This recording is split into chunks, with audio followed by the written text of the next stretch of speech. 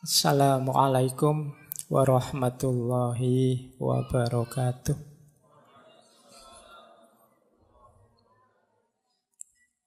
Bismillahirrahmanirrahim.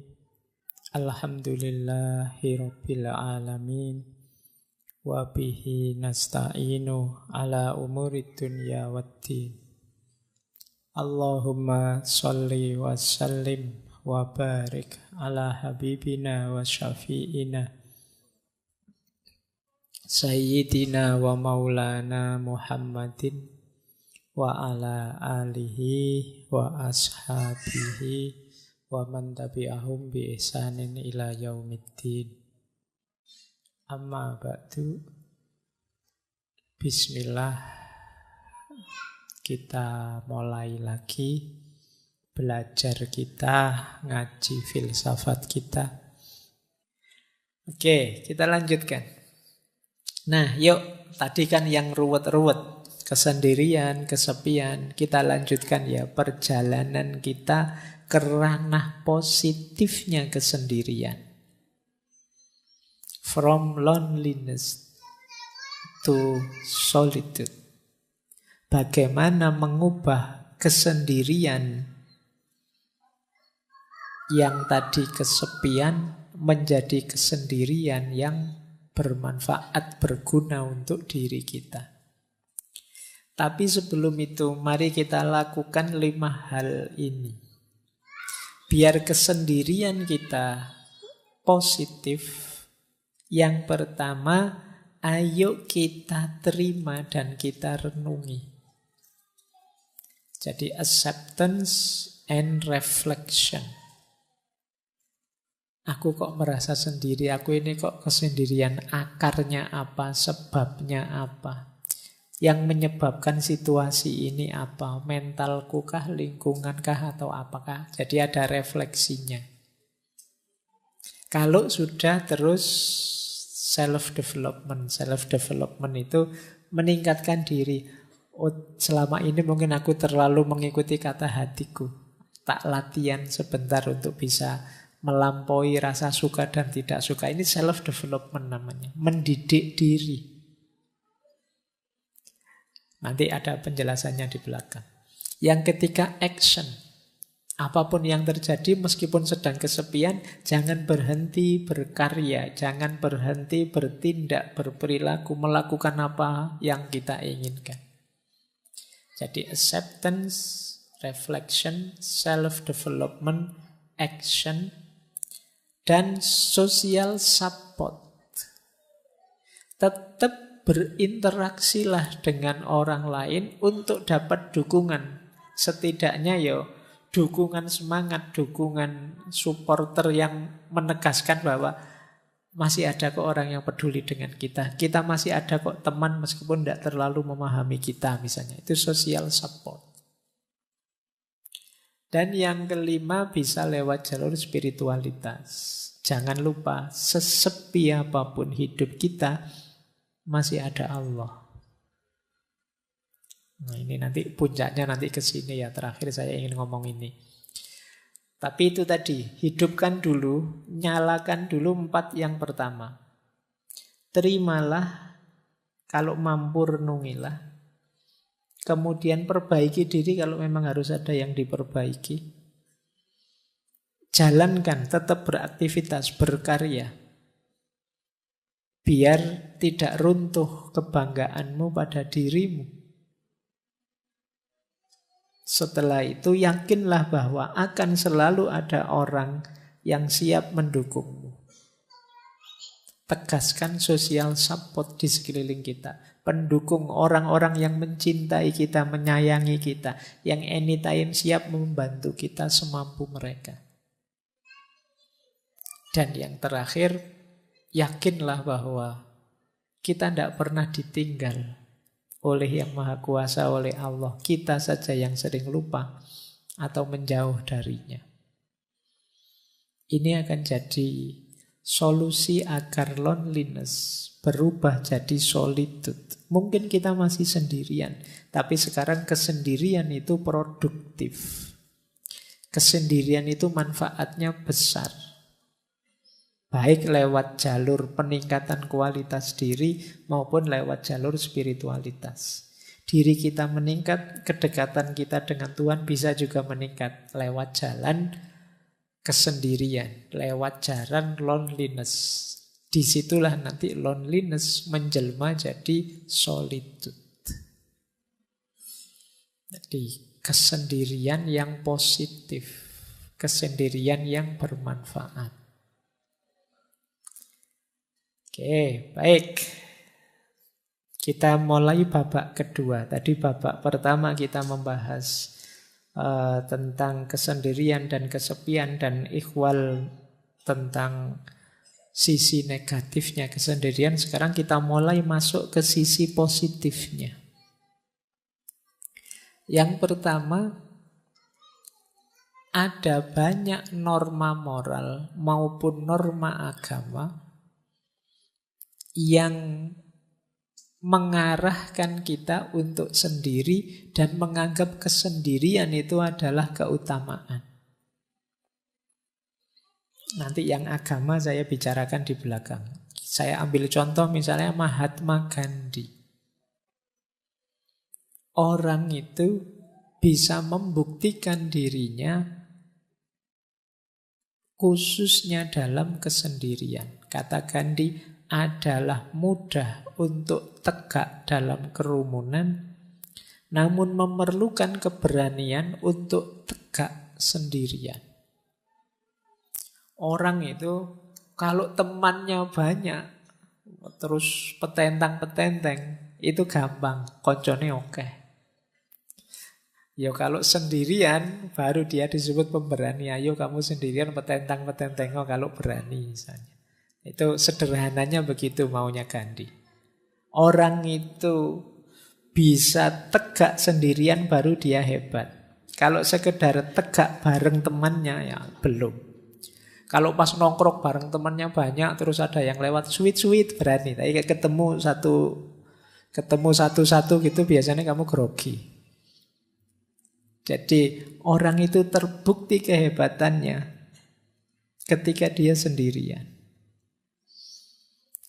Kalau kamu bareng orang banyak, lewat kuburan, santai saja. Mungkin kamu sampai, ayo kalau ada hantu keluarlah ngono. Tapi begitu sendirian, wah, ono angin sidik, wah, melayu mesti banter. Terbukti keberanianmu saat sendirian. Kebaikan juga begitu. Kalau kamu sendirian masih juga baik, berarti kamu memang orang baik. Tapi kalau kamu baiknya hanya pas ada orang banyak, ya kamu sebenarnya hanya pencitraan.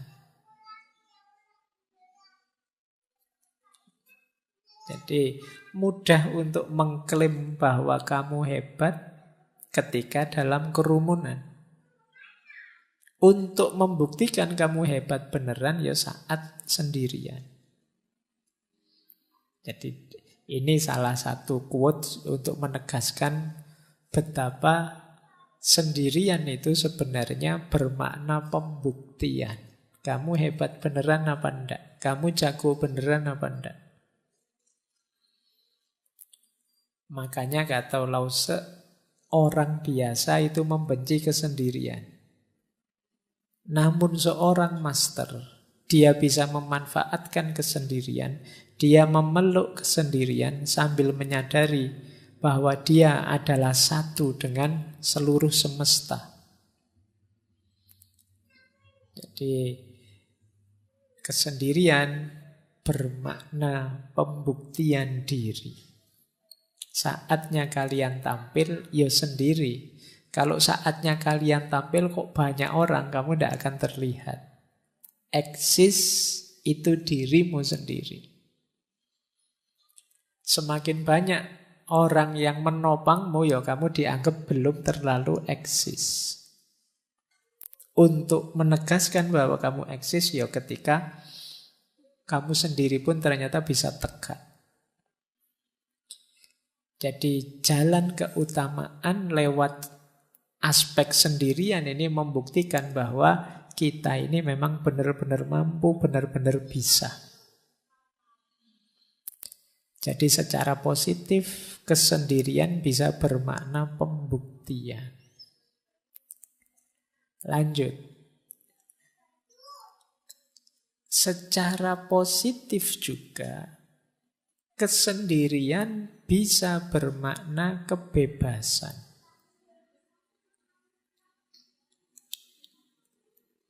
Tadi sudah sekilas dijelaskan di Sartre bahwa hadirnya orang lain itu seringkali membelenggu kita. Di sini ditambahi oleh Arthur Schopenhauer yang sering kita kutip, filosof eksistensialis. Kata Arthur, seseorang bisa menjadi dirinya sendiri hanya selama dia sendirian. Dan jika dia tidak menyukai kesendirian, dia tidak akan menyukai kebebasan. Karena hanya ketika dia sendirian, dia benar-benar bebas. Ini bebas ini maknanya dua. Bebas dalam arti kita bisa melakukan apapun tanpa terhalangi, atau bebas dalam arti kita bisa melakukan apapun tanpa bantuan orang lain. Jadi ini pembuktiannya lewat apa? Lewat kesendirian. Mampu apa tidak sendirian. Dan diilustrasikan dengan unik oleh Leonardo da Vinci. Kata Leonardo da Vinci, jika engkau sendirian, engkau sepenuhnya memiliki dirimu sendiri. Jika engkau ditemani oleh satu pendamping, engkau hanya memiliki sebagian dari dirimu sendiri, bahkan kurang, sebanding dengan kesembronoan perilakunya. Dan jika engkau memiliki lebih dari satu pendamping, engkau akan jatuh lebih dalam ke dalam penderitaan yang sama. Kalau kita sendiri, kita memiliki diri kita utuh. Tapi kalau ada teman satu saja, ya kita memiliki diri kita setengah. Yang setengah miliknya teman tadi. Kita kan berusaha mengadaptasikan dengan teman. Misalnya teman kita, saya itu tidak seneng lihat orang pakai baju merah, yo. Padahal kita pengen pakai baju merah karena bareng teman ini, akhirnya kita nego tidak pakai baju merah. Kita tinggal setengah. Ada teman kok nginep di kos, tiba-tiba bilangnya, saya kalau lampu nyala tidak bisa tidur. Sementara kita kalau tidur lampunya nyala. Kita tinggal setengah diri kita. Itu kalau temennya satu. Kalau temennya tiga, diri kita tinggal seperempat. Nego dengan 4 teman ini mungkin maunya beda-beda. Saya tidak bisa tidur kalau tidak lampu disco. Saya tidak bisa tidur kalau tidak lampu, misalnya.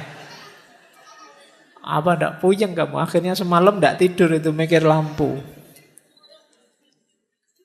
Jadi semakin banyak orang ya semakin banyak negosiasi-negosiasi. Kalian harus menemukan intersubjektivitas, kesepakatan bersama. Semuanya bilang saya tidak bisa tidur kalau begini, saya tidak bisa tidur kalau begitu. Ya sudahlah, kita semua malam ini tidak usah tidur. Kita ngobrol saja. Ini negosiasi. Dalam hidup bersama memang begitu. Makanya semakin kita sendirian, semakin kita bebas. Ya meskipun tidak harus dengan kalimat orang lain adalah neraka, seperti yang disampaikan oleh Sartre. Jadi makna positif kedua, kalau tadi kan kesendirian itu pembuktian diri, kalau ini kesendirian itu kebebasan. Semakin kita sendiri, semakin kita bisa bebas. Baik. Hujan kah? Bukan. Kita lanjutkan. Yuk. Nah, pembuktian diri sudah, kebebasan sudah. Makna positif kesendirian selanjutnya adalah pemenuhan diri. Pemenuhan diri itu maksudnya kita ingin jadi apa? kita ingin membuat diri kita selevel apa, itu sebagian besar jalurnya adalah kesendirian. Contoh misalnya, saya ambil quote-nya Picasso. Kata Picasso, pelukis aliran kubisme yang terkenal sekali, tanpa kesendirian yang luar biasa, tidak ada pekerjaan serius yang mungkin dilakukan. Kalau kalian garap skripsi kan sendirian. Kalau pas temenmu banyak di kamar, ndak jadi garap skripsi. Ngobrol mesti. Saya ndak sendirian, juga ndak banyak teman, Pak. Berdua, Pak. Kalau berdua ndak jadi skripsi. Mungkin jadi yang lain.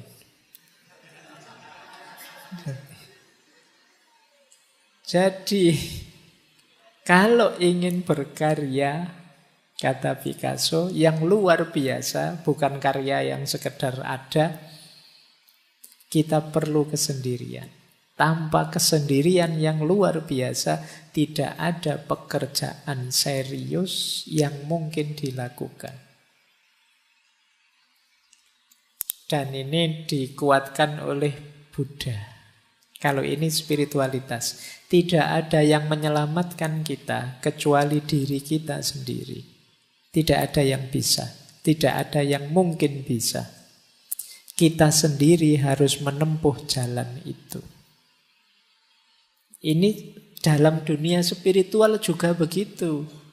Kalau kita tidak berjalan menuju Allah sendiri, sehebat apapun guru kita, sedahsyat apapun torekot kita, aliran kita, tidak terlalu manfaat. Kalau kitanya sendiri tidak jalan. Jadi perjalanan spiritual pun sendirian. Meskipun ada yang ngasih petunjuk, ada yang nuntun, ada yang menemani, tapi masing-masing berjalan di jalannya sendiri-sendiri. Tidak bisa diwakilkan. Tidak bisa kok, saya sudah berguru pada ustadz ini atau ulama ini, kan sudah Pak, ulama saya hebat sekali Pak, selesai sudah. Ya enggak. Kalian harus berjalan sendiri di jalan yang ditunjukkan oleh beliau. Tidak bisa diwakilkan. Jadi perjalanan spiritual pun ternyata juga perjalanan yang sendiri. Bahkan katanya Orhan Pamuk, yang teman-teman mungkin pernah baca novelnya, beliau novelis dari Turki. Kata beliau, aku butuh sakitnya kesepian untuk membuat imajinasiku berhasil. Nah, mungkin kalau ada teman-teman yang ingin jadi sastrawan, nulis novel, coba nikmati sakitnya kesepian. Kata Pamuk, justru di situ imajinasiku main, liar, dalam kesepian. Ya, karena memang kalau banyak teman, saya tidak membayangkan apa kalian bisa nulis novel kok terus banyak teman ramai sambil ngobrol, sambil ngopi, sambil itu tidak jalan. Jadi imajinasi kita hidup dalam sakitnya kesepian, itu kata Pamuk. Bahkan kata Goethe, dulu pernah kita bahas beliau, jiwa yang melihat keindahan terkadang secara otomatis berjalan sendirian. Orang yang menemukan sesuatu yang indah, biasanya dia tidak pakai mikir lagi, ingin meraih yang indah itu, meskipun banyak orang lain menganggap itu tidak indah. Tapi karena aku sudah menemukan keindahannya, ya otomatis aku terdorong untuk bergerak ke sana. Jadi jiwa yang melihat keindahan terkadang berjalan sendiri. Berjalan sendiri otomatis mengejar keindahan itu. Jadi makna positif dari kesendirian yang ketiga adalah pemenuhan diri. Teman-teman punya cita-cita apapun, keinginan apapun untuk diwujudkan, mau tidak mau satu-satunya jalan harus siap sendirian. Siap mengambil momen untuk sendiri mewujudkan keinginan itu. Makanya makna ketiga pemenuhan diri. Jadi dalam kesendirian kita mewujudkan apa yang kita inginkan. Hanya dalam sakitnya kesepian imajinasi kita hidup.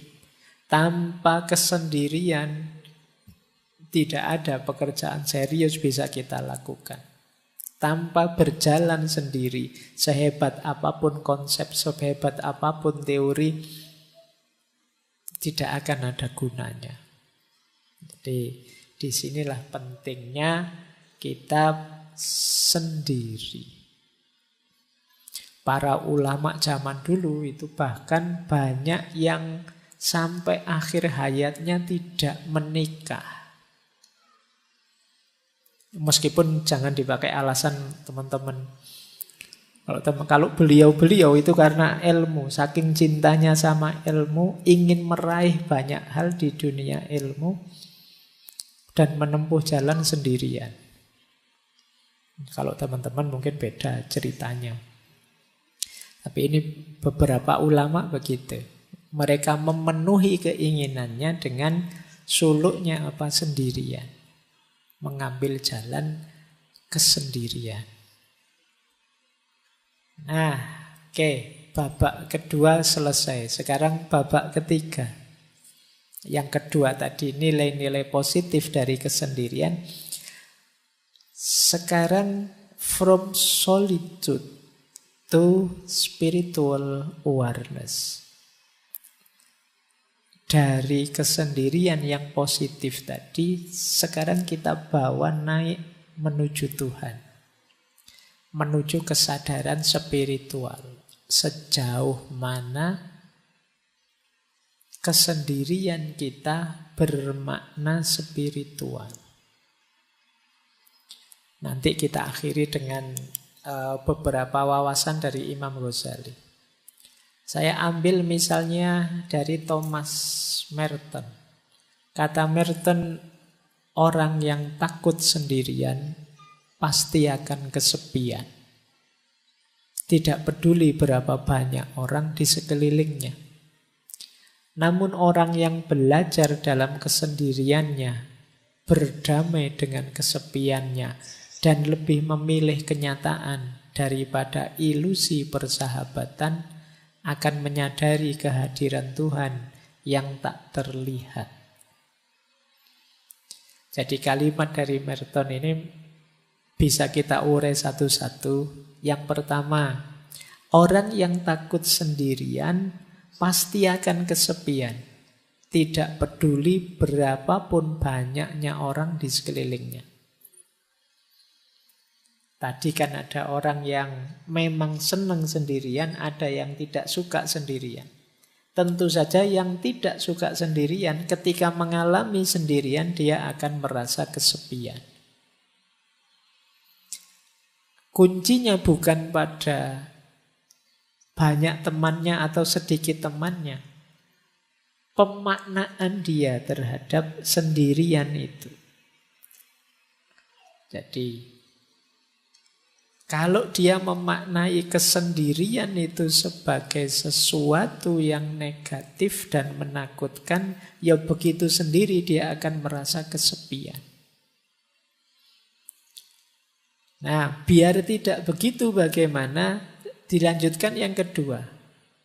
Mari belajar dalam kesendirian, berdamai dalam kesepian. Belajar sendirian, berdamai dalam kesepian. Berdamai dalam kesepian berarti kita bisa menerima. Tidak apa-apa ya Allah, saya sendirian asal Engkau ridho. Itu bisa menerima. Tidak apa-apa saya jomblo kalau ini memang keinginanmu ya Allah. Nah, jadi ini berdamai dengan kesepian, dengan kesendiriannya. Dan lebih memilih kenyataan daripada ilusi persahabatan. Kenapa persahabatan di sini disebut ilusi? Ini seperti yang disampaikan di awal tadi, tidak mungkin ada persahabatan yang sama sekali tidak mengandung perpisahan.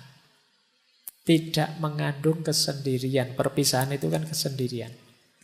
Maka antara yang ilusi dan yang hakiki, pilihlah yang hakiki. Tadi ternyata yang hakiki ya kesendirian. Kalau mentalku sudah mental yang siap sendiri, meskipun ditinggalkan oleh sahabat, ya aku kuat. Meskipun temanku pergi semua, ya aku sanggup. Dan ini yang terakhir, pada akhirnya orang yang siap menghadapi kesendiriannya, justru dia akan menemukan kesadaran diri yang paling dalam, yaitu Tuhan. Dalam kesepianmu yang paling puncak, kalian justru akan menyadari hadirnya Tuhan.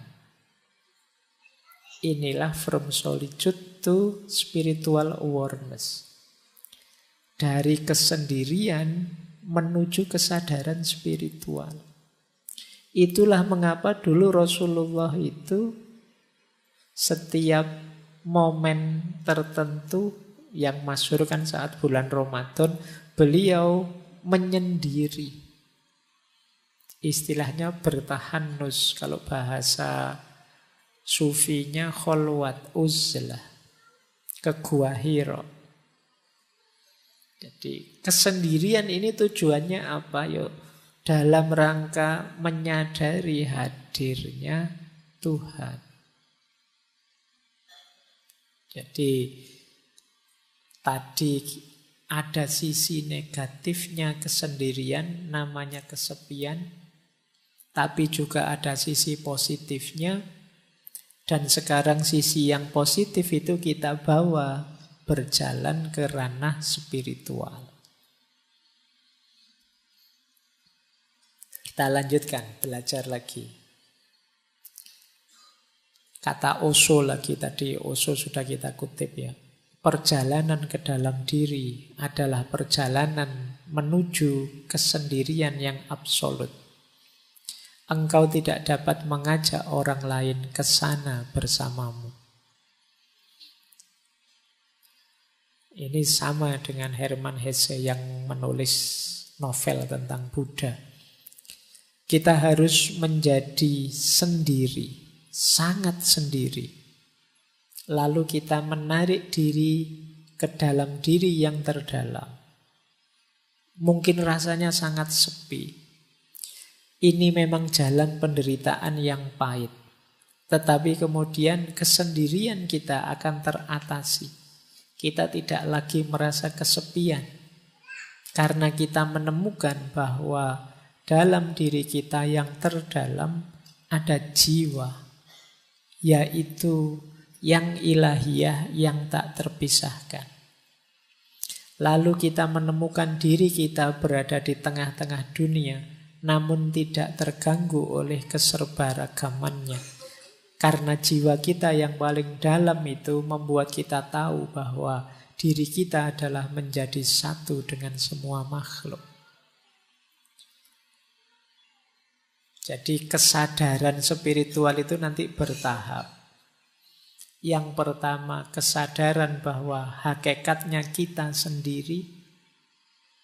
Karena hakikatnya kita sendiri, terus kita masuk ke dalam diri.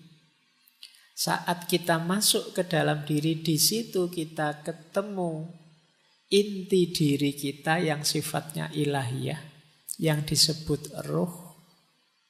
Kesadaran ruhaniyah ini, kalau memang sudah kita pahami, pada akhirnya kita akan kembali lagi ke dunia, tapi sudah tidak tergoda lagi. Dengan kesadaran bahwa semua makhluk hakikatnya satu, yaitu ciptaannya Allah, citranya Allah, citranya Tuhan. Inilah from solitude to spiritual awareness. Jadi diawali dari sendiri yang tidak kesepian, dilanjutkan dengan perjalanan ke dalam diri, dipuncai dengan kesadaran ilahiyah, diterapkan dalam hidup sehari-hari, yang tidak merasa Ada bedanya semua makhluk dan tidak tergoda oleh warna-warni duniawi. Inilah from solitude to spiritual awareness. Konkretnya apa? Kalau dalam dunia tasawuf, uzlah. Ada 3 istilah dalam dunia tasawuf yang dekat dengan uzlah. Ya, yang pertama uzlah itu sendiri, yang kedua zuhud, yang ketiga kholwat. Zuhud itu kondisi jiwa yang tidak tergoda oleh hal-hal duniawi. Kalau uzlah itu menjauhkan diri dari keramaian. Kalau kholwat itu memisahkan diri dari keramaian, berdua dengan yang dicintai, yaitu Allah. Jadi uzlah itu menjauhnya, kholwat itu berduaannya. Kemudian dari sini bisa melahirkan jiwa yang zuhud, jiwa yang tidak tergoda oleh hal-hal duniawi.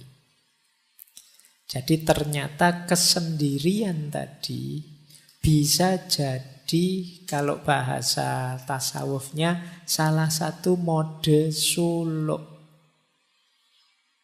perjalanan kita untuk menuju Allah.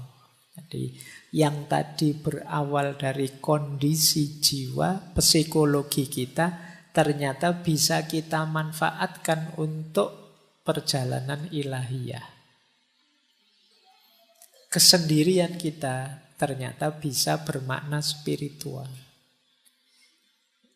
Kita lihat ya, ini ayatnya. Jadi mana sih ayat yang menyarankan kita memperhatikan diri kita sendiri, jangan terlalu sibuk dengan orang lain?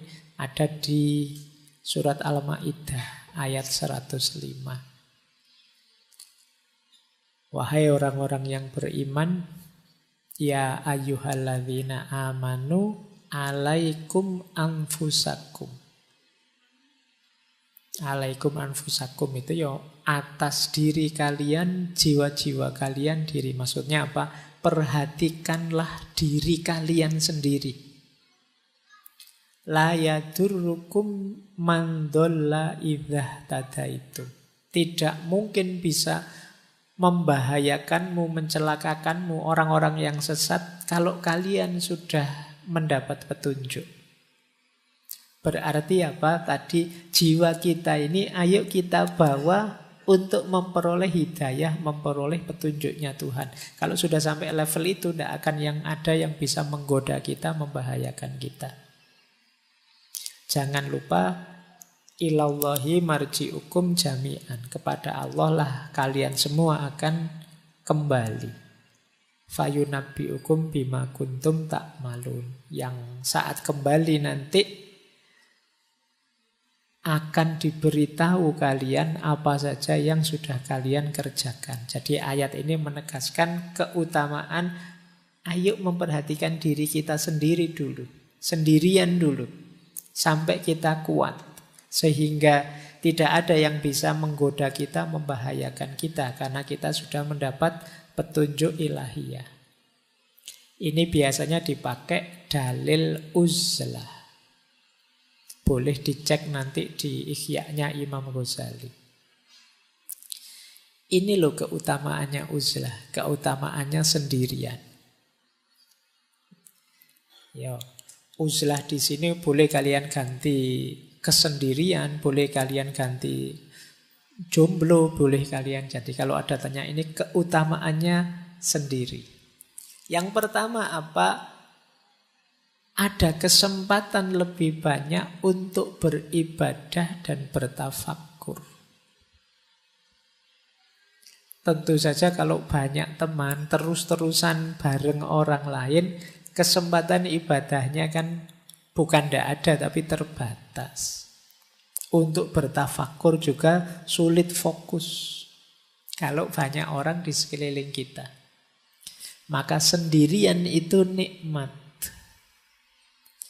Jadi kalau teman-teman nanti pulang dari kos-kosan, ya Allah di kamar kos ini sendirian, itu berarti nikmat. Alhamdulillah sendirian. Coba ada teman, aku repot ini harus melayani teman. Jadi kesendirian itu nikmat. Saatnya kalian memperbanyak ibadah, memperbanyak tafakkur. Ini kesempatan tidak datang berulang-ulang. Mungkin besok sudah ada teman. Yang kedua, mari kita syukuri kesendirian itu, karena itu berarti kita lepas dari dosa yang berhubungan dengan kemasyarakatan. Ghibah misalnya, gosip. Kalau sendirian kan tidak mungkin gosip. Apa ada orang ngerumpi kok sendirian, kan tidak ono. Mesti ada temennya. Kalau kalian gosip kok sendirian, itu ya namanya bukan gosip. Jadi kita bersih dari ghibah. Kemudian yang kedua, kita tidak kena amanat amar ma'ruf nahi mungkar. Kan kita itu wajib beramar ma'ruf nahi mungkar. Wahai orang-orang, ayo menuju kebaikan, ayo sholat, ayo. Kalau nggak ada orang lain kan ini nggak ada perintahnya untuk mau amar ma'ruf ke siapa, nggak ada orang lain. Yo, kita bebas dari ini. Tapi kalau banyak orang, kita ada amanat untuk amar ma'ruf nahi mungkar. Ini sebenarnya saya ambil dari Ikhya. Yang ketiga, riya. Kita pamer itu kan pada orang lain. Kalau tidak ada orangnya kita tidak pamer. Sedang sendirian saja kan kita tidak pamer. Kalau mau keluar ketemu orang kan kita pamer. Kita dandan lah, kita apalah. Tapi kalau pas sendirian kan tidak. Terus yang keempat, kita terlindungi dari perilaku-perilaku buruk. Mengumpat, memfitnah, mencela. Tidak ada orang lain. Loh, paling tidak kan kita selamat dari empat ini. Jadi teman-teman jangan mengeluh, jangan protes, jangan sedih kalau oleh Allah ditakdir jomblo abadi lama sekali. Kok tidak ada teman, ya Allah, tidak apa-apa. Itu kesempatan kita diberi fasilitas bebas dari dosa-dosa kemasyarakatan. Jadi alhamdulillah, itu kan gitu.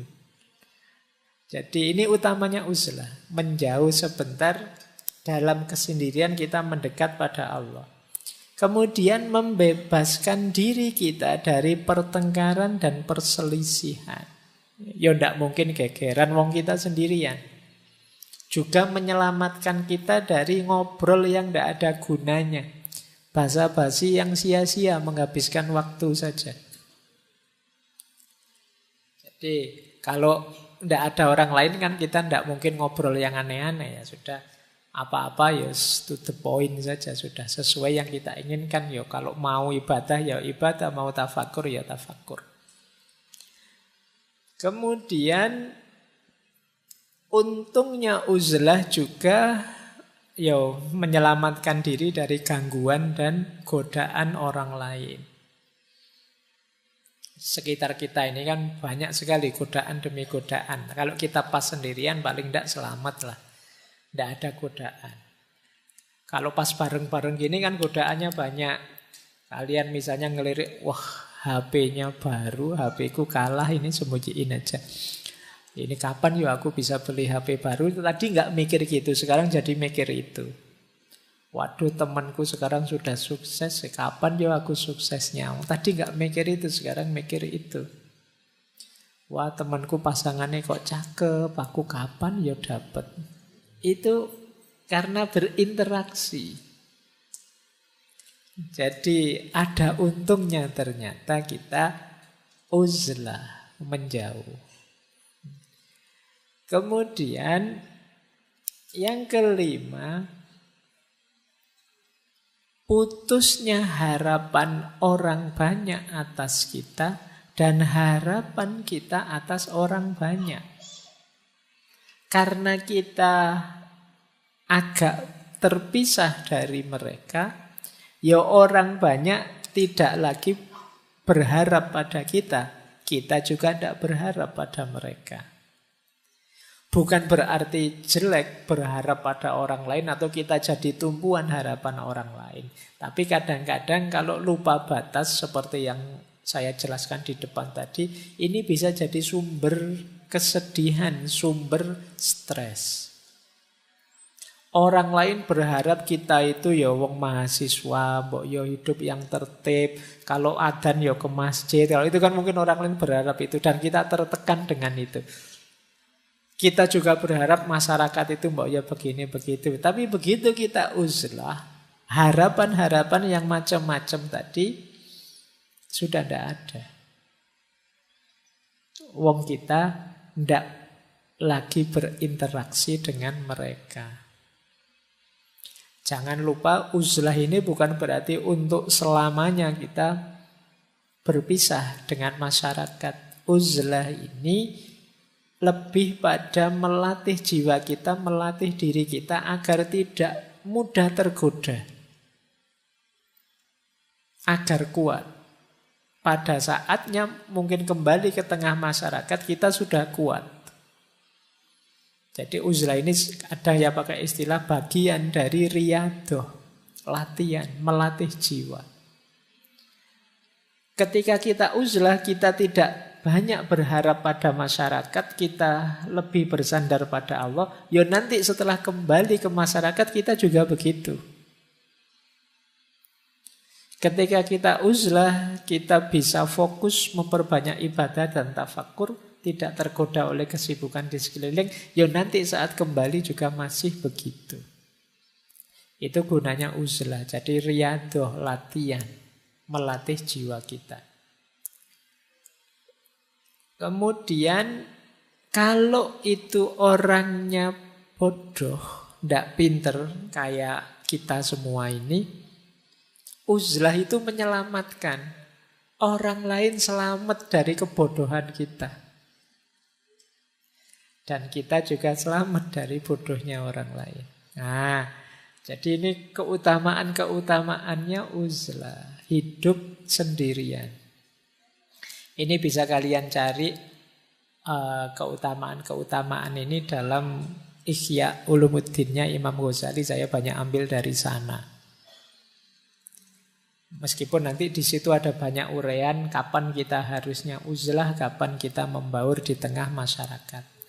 Tapi itu mungkin lengkapnya kita jelaskan minggu depan. Tapi malam hari ini kita sadari dulu bahwa ternyata kesendirian itu indah. Kesendirian itu positif. Kesendirian itu bisa membuahkan banyak manfaat untuk hidup kita.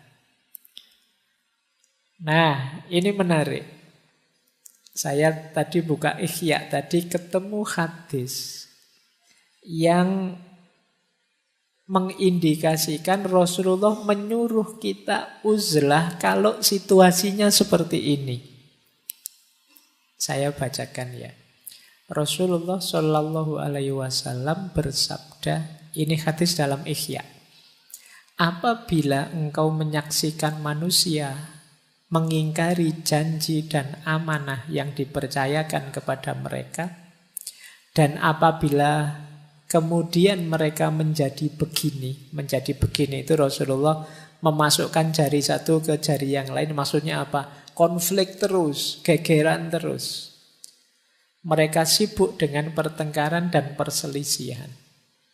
Kemudian seorang sahabat bertanya, lalu apa yang harus kami lakukan ya Rasulullah? Beliau menjawab, tetaplah kalian berada di rumah kalian, jaga lidahmu baik-baik, dan ambil apa yang kalian ketahui, dan tinggalkan apa yang tidak kalian ketahui. Karena itu tetap sibuklah dengan urusan kalian sendiri, dan tinggalkan urusan orang banyak. Hadis ini menarik ya. Jadi kalau situasinya orang yang diberi amanah kok terus banyak yang khianat, kemudian masyarakat secara umum sukanya kok konflik, wae gegeran aja. Saatnya kita nyari selamat untuk diri kita sendiri. ambil jarak, uzlah lah.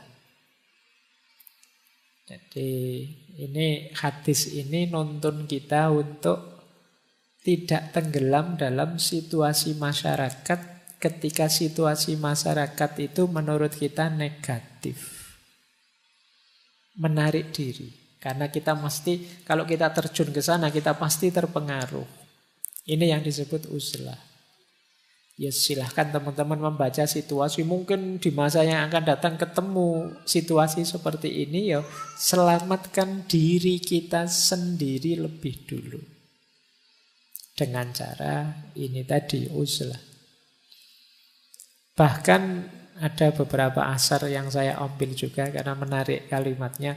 Kesendirian lebih baik daripada sahabat yang buruk perilakunya. Kok punya sahabat kok buruk, mending sendiri saja. Atau qaulnya Ibnu Somad. Ibnu Somad punya kalimat menarik. Manusia itu seperti obat yang dengannya mereka menyembuhkan penyakit. Namun manusia masa kini telah berubah menjadi penyakit yang tidak lagi ada penawarnya. Karena itu larilah dari manusia banyak sebagaimana kalian lari dari singa. Ini juga anjuran untuk uzlah. Ya memang kita memerlukan orang lain. Manusia itu seperti obat bagi kekurangan kita. Tapi hari ini banyak manusia yang bukan obat tapi penyakit itu sendiri. Orang baik-baik ketika berinteraksi dengan orang lain jadi ketularan jahat. Nah, kalau situasinya seperti ini ya jauhi saja mereka. Uzlahlah, menjauhlah. Rasulullah itu ketika sadar kondisi masyarakatnya yang jahiliyah, yang kacau, yang lupa pada Tuhan dan lain sebagainya, ya beliau uzlah. Merenungi kondisi masyarakatnya. Jadi ini tuntunan-tuntunan untuk kita beruzlah menjauh dari keramaian ketika situasinya memungkinkan. Jadi dari sini kelihatan ternyata ya menyendiri, menciptakan kesendirian untuk hidup kita itu kalau momennya tepat justru itu adalah sesuatu yang dianjurkan, mulia dan utama. Makanya sejak awal tadi saya bilang cari situasi yang pas ya. Cari kondisi yang pas. Baik, terakhir. Ini satu kalimat menarik. Mungkin teman-teman pernah dengar kalimat eagle flies alone. Great eagles fly alone. Great lion hunt alone. Great souls walk alone. Alone with God. Burung elang yang hebat itu terbangnya sendirian. Singa yang hebat juga berburu sendirian. Jiwa yang hebat berjalan sendirian. Tapi sendirian bersama Tuhan.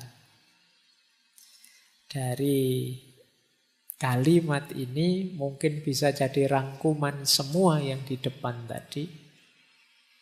Bahwa kesendirian itu hebat kalau rumus dan dosisnya tepat. Tapi kalau rumus dan dosisnya meleset, dia akan membuahkan kesepian, dia akan membuahkan tekanan, stres yang merusak hidup kita. Maka pinter-pinterlah kita mencari formula yang tepat untuk meletakkan kapan aku harus sendiri, kapan aku harus berbaur.